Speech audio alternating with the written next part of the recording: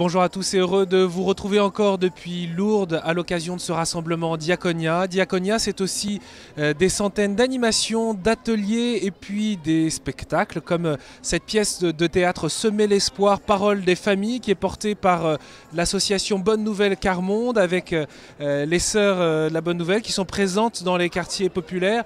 Je vais donner la parole à Corinne parce que vous intervenez dans ce spectacle. Racontez-nous un peu pourquoi ce spectacle existe, qu'est-ce que vous voulez dire à travers ça?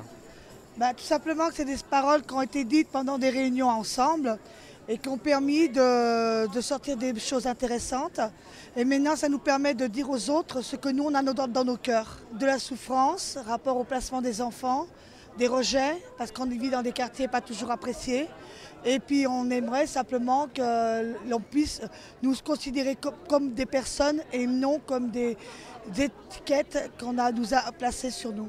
Et être présent ici à Diaconia avec ces 12 000 personnes, qu'est-ce que cela représente pour vous? Énormément, puisque c'est une chose qui nous permet d'avoir la parole, nous qui, comme on dit, les petites personnes, parce qu'on est peut-être pauvres en financement, mais dans nos cœurs, nous sommes très riches et ça nous permet de partager avec d'autres. On s'est rendu compte qu'il y avait beaucoup de choses qu'il fallait transmettre et une façon de transmettre c'était le théâtre et les familles aimaient beaucoup l'expression théâtrale et quand on a eu enfin des laïcs, des animateurs qu'on appelle les compagnons chez nous comme François et Frédéric Marie qui avaient des talents dans le théâtre, on a enfin pu envisager de faire cette pièce. La réalité des familles du quart-monde est très proche de la réalité qu'on trouve dans la Bible et qu'en fait leur parcours de vie peut nous dire beaucoup et nous parler dans notre chemin de foi. Et je crois que les plus pauvres, justement, nous ouvrent un chemin d'humanité parce qu'eux connaissent la croix d'une façon plus radicale que vous et moi et sont vraiment les premiers de cordée de l'humanité, nous ouvrent des chemins d'humanité. Et justement, dans leur parcours de souffrance, ils nous disent que le Christ a été jusque-là pour nous aimer. C'est une parole qui revient très souvent dans les partages d'évangiles des familles. Le Christ, il s'est fait comme nous.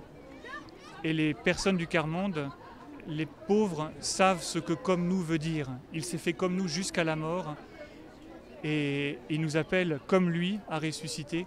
Et là aussi, la joie de la résurrection, ce sont les familles les plus pauvres qui nous disent à quelle profondeur on peut la vivre. Après Diaconia, on va continuer notre chemin qu'on sème depuis Semer l'espoir, parole de famille. Donc pour nous, c'est un grand espoir Diaconia.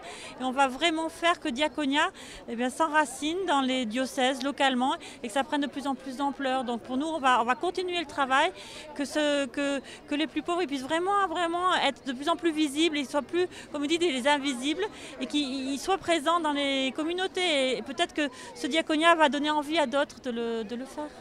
Merci beaucoup à tous pour votre témoignage. Bien sûr, bonne suite après le rassemblement Diaconia. Moi, je vous donne rendez-vous dans l'émission Hors les murs, vendredi 17 mai à 20h40, où d'ailleurs nous retrouverons des extraits de ce spectacle Semer l'espoir, parole de famille.